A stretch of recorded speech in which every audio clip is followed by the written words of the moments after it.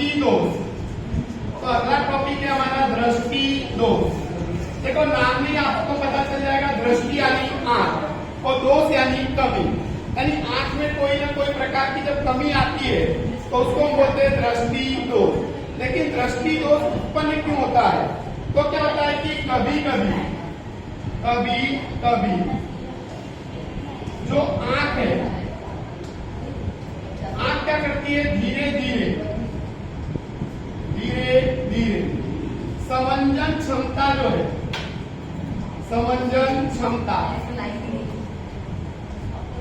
हो सकती है। तो कभी कभी आंख जो है वो धीरे धीरे समंजन क्षमता क्या करती है, खो सकती है।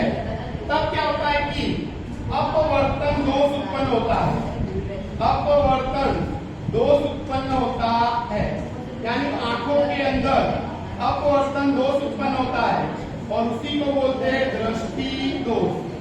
क्या कहते हैं उसको? दृष्टि दोष कहते हैं। तो याद रखने का कि दृष्टि दोष किसे कहते हैं? तो लिखने का कि कभी कभी आंख धीरे धीरे समंजन क्षमता, यानी कि लेंस जो पक्षमादी पेशी लेंस को क्या करेगी, मोटा और पतला, वो बराबर कर पाती है नहीं, तब हमारी आंख में अपवर्तन दोष उत्पन्न होता है और उसी को बोलते हैं हम दृष्टि दोष। अब क्या होता है, दृष्टि दोष के 3 प्रकार है। दृष्टि दोष के 3 प्रकार है। नंबर एक जो है वो है हमारा क्या कि निकट दृष्टि दोष, निकट दृष्टि दोष, जिसको इंग्लिश में बोलते हैं मायोपिया, मायोपिया। दूसरा आता है हमारा क्या, दूसरा आता है हमारा दीर्घ दृष्टि दोष, दीर्घ दृष्टि दोष, जिसको कहते क्या है, तो इंग्लिश में बोलते हैं हाइपरमेट्रोपिया, हाइपरमेट्रोपिया। और तीसरा आता है हमारा जरा दूर दृष्टिता, जरा दूर दृष्टिता। तो इसको हम कहते हैं क्या, इसको अंग्रेजी में बोलते हैं प्रेस बायोपिया, प्रेस बायोपिया कहते हैं। तो इसको कहते हैं प्रेस बायोपिया। तो हमारी आंख में 3 प्रकार के दोष होते हैं। एक होता है मायोपिया, जिसको बोलते हैं निकट दृष्टि दोष। दूसरा होता है दीर्घ दृष्टि दोष, जिसको बोलते हैं हाइपरमेट्रोपिया। और तीसरा आता है हमारा जरा दूर दृष्टिता, जिसको बोलते हैं प्रेस बायोपिया। अब क्या होता है कि बराबर निकट दृष्टि दोष, निकट को आपको समझने का लघु, लघु का मतलब होता है छोटा, दृष्टि यानी आंख और दोष यानी कमी। तो आंख की छोटी कमी किसको कहते हैं? तो आंख की छोटी कमी उसको कहते हैं कि जब हमको क्या हो कि दूर की वस्तु जो है वो दूर की वस्तु स्पष्ट दिखाई न दे, दूर की वस्तु स्पष्ट दिखाई न दे, स्पष्ट दिखाई नहीं देती, और पास की वस्तु कैसी दिखाई देती है, स्पष्ट। पास की वस्तु कैसी स्पष्ट दिखाई देती है, तो उसको हम कहते हैं क्या, निकट दृष्टि दोष। क्या बोलते हैं उसको, निकट दृष्टि दोष। दूर की निकट दृष्टि दोष में हमको दूर की वस्तु स्पष्ट दिखाई नहीं देती, पास की वस्तु कैसी दिखाई देती है, स्पष्ट। तो हम बोलते हैं दूर है इसलिए हमको नहीं दिख रहा है, तो हम ज्यादा चिंतित होते हैं नहीं। लेकिन क्या होता है कि दीर्घ दृष्टि दोष में, दीर्घ दृष्टि दोष में क्या होता है कि हमको क्या होता है कि जो पास की वस्तु है वो पास की वस्तु बराबर स्पष्ट नहीं दिखाई देती और बराबर हमको दूर की वस्तु स्पष्ट दिखाई देती है। स्पष्ट क्या होती है, दिखाई देती है। तो यहाँ पर देखो आप बोलोगे सर पास का नहीं दिख रहा है, दूर का कैसे दिख रहा है, बराबर सर हमको पास का यहाँ पर नहीं दिख रहा है, दूर का कैसे दिख रहा है। तो यहाँ पर क्या होता है कि निकट दृष्टि दोष में क्या होता है कि हमको दूर की वस्तु स्पष्ट नहीं दिखती है, दिखती नहीं है ऐसा नहीं बोल रहा हूँ, धुंधली दिखेगी, बराबर। और पास की वस्तु क्या होती है, दिखाई देती है। तो कारण क्या है, तो कारण ये है कि हमारा जो लेंस है वो पतला नहीं हो रहा है, कैसा रहता है, मोटा, कैसा रहता है, मोटा रहता है। और यहाँ पर हमको पास की वस्तु नहीं दिख रही है, दूर की वस्तु दिख रही है, यानी लेंस हमारा मोटा नहीं हो रहा है, कैसा रह रहा है, पतला रहता है। है। कैसा रहता है? पतला रहता है।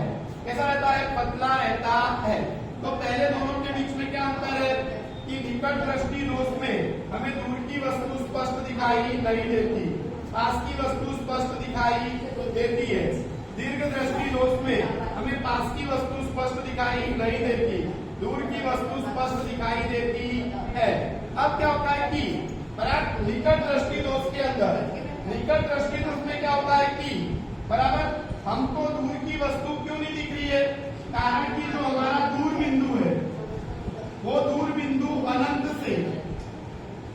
से आंख के पास आ जाता है, आंख के पास आ जाता है। आंख के कहां पर आ जाता है? पास। तो याद रखिएगा निकट दृष्टि दोष में जो आंख का दूर बिंदु है अनंत, वो आंख के कहां पर आ जाता है? पास। अच्छा, दीर्घ दृष्टि दोष में हमको पास की वस्तु क्यों नहीं दिख रही है? क्योंकि जो हमारा निकट बिंदु है, निकट बिंदु, वो निकट बिंदु 25 सेमी से बराबर कहां चला जाता है? दूर, दूर चला जाता है। कहां चला जाता है? दूर चला जाता है। तो याद रखिएगा 25 सेमी से कहां चला गया? दूर चला जाता है। कहां चला जाता है? दूर। तो आपको याद रखिएगा निकट दृष्टि दोष में, निकट दृष्टि दोष में क्या होता है? जो हमारा आंख का दूर बिंदु है वो अनंत दूरी से आंख के कहां पर आ जाता है? पास। और दीर्घ दृष्टि दोष में जो निकट बिंदु है वो 25 सेमी से कहां चला जाता है? दूर चला जाता है। अब क्या होता है कि बराबर दूसरा क्या होता है कि निकट दृष्टि दोष में जो दूर की वस्तु है वो दूर की वस्तु का प्रतिबिंब, वो दूर की वस्तु का प्रतिबिंब रेटिना के सामने बनता है। रेटिना के क्या बनता है? सामने। ये रेटिना है और रेटिना के क्या बनता है? सामने। जबकि हमने पढ़ा था रेटिना पर बनना चाहिए। तो दूर की वस्तु का प्रतिबिंब निकट दृष्टि दोष में रेटिना के क्या बनता है? सामने। इसलिए हमें दूर की वस्तु स्पष्ट दिखाई नहीं देती। जबकि दीर्घ दृष्टि दोष में बराबर जो दूर पास की वस्तु है वो पास की वस्तु का प्रतिबिंब, पास की वस्तु का प्रतिबिंब कहां पर बनता है? तो रेटिना के पीछे। क्या बनता है? रेटिना के पीछे बनता है। तो रेटिना के क्या बनता है? पीछे। इसलिए हमको दीर्घ दृष्टि दोष में पास की वस्तु स्पष्ट दिखाई नहीं देती है। तो फिर से देख लो, मैंने क्या कहा कि निकट दृष्टि दोष में हमें दूर की जो वस्तु है उसका प्रतिबिंब रेटिना के क्या बनता है? सामने। इसलिए स्पष्ट दिखाई नहीं देती। दीर्घ दृष्टि दोष में क्या होता है कि पास की वस्तु का प्रतिबिंब रेटिना के क्या बनता है? पीछे। इसलिए वो हमको स्पष्ट दिखाई नहीं देती। अब क्या होता है कि ये निकट दृष्टि दोष, निकट दृष्टि दोष उत्पन्न होने के दो कारण है। कितने कारण है? दो। नंबर एक कारण क्या है कि जो नेत्र गोलक है हमारा, नेत्र क्या है? गोलक। वो नेत्र गोलक जो है वो कैसा बन जाता है? लंबा। कैसा बन जाता है? लंबा। नेत्र गोलक होना यहाँ पर चाहिए था, कैसा हो गया? लंबा हो गया। कैसा हो गया? लंबा। तो याद रखिएगा कि निकट दृष्टि दोष में नेत्र गोलक कैसा हो जाता है? लंबा हो जाता है। कैसा हो जाता है? लंबा। दूसरी बात कि जो लेंस है वो लेंस की फोकस दूरी, वो फोकस दूरी कैसी हो जाती है? कम। कैसी हो जाती है? कम हो जाती है। तो निकट दृष्टि दोष उत्पन्न होने के कितने कारण? दो। कि नेत्र गोलक कैसा हो गया? लंबा। और जो हमारा क्या है कि लेंस है वो लेंस की फोकस दूरी कैसी हो जाती है? कम। उसी प्रकार से दीर्घ दृष्टि दोष उत्पन्न होने के भी कितने कारण? दो। कितने कारण? दो कारण है। नंबर एक, इसमें नेत्र गोलक छोटा हो जाता है। नेत्र गोलक कैसा हो जाता है? छोटा हो जाता है। और लेंस जो है वो लेंस की फोकस दूरी, वो कैसी हो जाती है? अधिक। कैसी हो जाती है? अधिक। तो देखो नेत्र गोलक कैसा हो गया? छोटा। होना चाहिए था यहाँ पर, खसक के यहाँ पे आ गया। इसका मतलब कैसा हो गया? छोटा हो गया। कैसा हो गया? छोटा हो गया। और क्या होता है कि जो फोकस दूरी है वो फोकस दूरी कैसी हो जाती है? अधिक हो जाती है। अब क्या होता है कि निकट दृष्टि दोष को क्या करना है? दूर। क्या करना है? दूर करना है। और निकट दृष्टि दोष को दूर करके हमें दूर की वस्तु को स्पष्ट देखना है। दूर की वस्तु को स्पष्ट, तो दूर की वस्तु को स्पष्ट देखने के लिए हम क्या करते हैं, अवतल लेंस का उपयोग करते हैं। किसका उपयोग करते हैं, अवतल लेंस का उपयोग किया जाता है, और तब जाकर उसका प्रतिबिंब क्या बनता है, रेटिना पर क्या बनता है। यानी निकट दृष्टि दोष को दूर करना हो तो हमें अवतल लेंस का चश्मा पहनना पड़ता है। उसी प्रकार से अगर हमको दीर्घ दृष्टि दोष को क्या करना है, दूर, और दीर्घ दृष्टि दोष को दूर करके हमको पास की वस्तु को स्पष्ट देखना है, पास की वस्तु को क्या करना है, स्पष्ट देखना है, तो हमको क्या करना पड़ता है कि उत्तल लेंस का चश्मा पहनना पड़ता है। कौन से लेंस का चश्मा पहनना पड़ता है, उत्तल लेंस का। और जब उत्तल लेंस का चश्मा पहनेंगे तब वो पास की वस्तु हमको स्पष्ट दिखाई देती है। तो निकट दृष्टि दोष को दूर करने के लिए कौन सा लेंस का उपयोग होता है, अवतल। दीर्घ दृष्टि दोष को दूर करने के लिए कौन से लेंस का उपयोग होता है, तो आपको ये दोनों अंतर में याद करना है, निकट दृष्टि दोष और दीर्घ दृष्टि दोष। इंग्लिश में बोलते हैं मायोपिया और हाइपोमेट्रोपिया। तो देखो निकट दृष्टि दोष में दूर की वस्तु स्पष्ट दिखाई नहीं देती, पास की वस्तु स्पष्ट दिखाई देती है, बराबर। कारण की लेंस पतला नहीं होता, कैसा रहता है, मोटा। बराबर। दीर्घ दृष्टि दोष में हमें पास की वस्तु स्पष्ट नहीं दिखती है, दूर की वस्तु स्पष्ट दिखाई देती है, कारण की लेंस मोटा नहीं होता, कैसा रहता है, पतला। अब क्या होता है, निकट दृष्टि दोष में जो आंख का दूर बिंदु है वो अनंत से आंख के कहां पर आ जाता है, पास। अच्छा, दीर्घ दृष्टि दोष में जो हमारा आंख का निकट बिंदु है वो 25 सेमी से कहां चला जाता है, दूर। अगला क्या आता है, निकट दृष्टि दोष में जो दूर की वस्तु है उसका प्रतिबिंब रेटिना के क्या बनता है, सामने। दीर्घ दृष्टि दोष में पास की वस्तु का प्रतिबिंब रेटिना के क्या बनता है, पीछे। अच्छा, निकट दृष्टि दोष उत्पन्न होने के दो कारण। नंबर 1, नेत्र गोलक लंबा हो जाता है, लेंस जो है उसकी फोकस दूरी क्या जाती है, कम। दीर्घ दृष्टि दोष उत्पन्न होने के दो कारण, बराबर। नेत्र गोलक कैसा हो जाता है, छोटा, और लेंस जो है उसकी फोकस दूरी क्या जाती है, अधिक। क्या जाती है, अधिक हो जाती है। अच्छा, निकट दृष्टि दोष को दूर करना हो तो कौन से लेंस का उपयोग होता है, अवतल। और दीर्घ दृष्टि दोष को दूर करना हो तो कौन से लेंस का उपयोग होता है, उत्तल लेंस का उपयोग होता है। तो ये था हमारा निकट दृष्टि दोष और दीर्घ दृष्टि दोष। और लास्ट है हमारा जरा दूर दृष्टिता।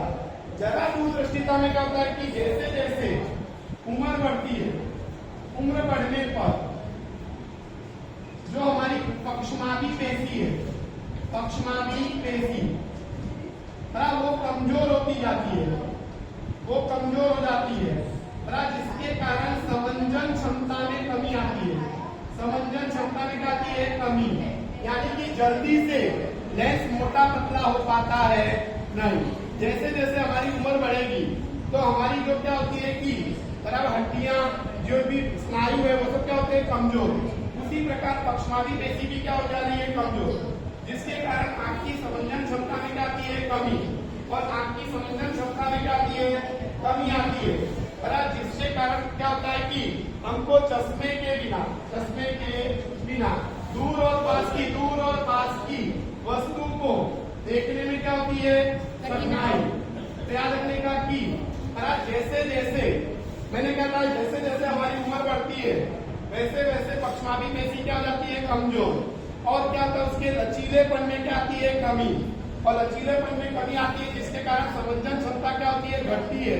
और हमको चश्मे के बिना पास की वस्तु को देखने में क्या होती है, कठिनाई।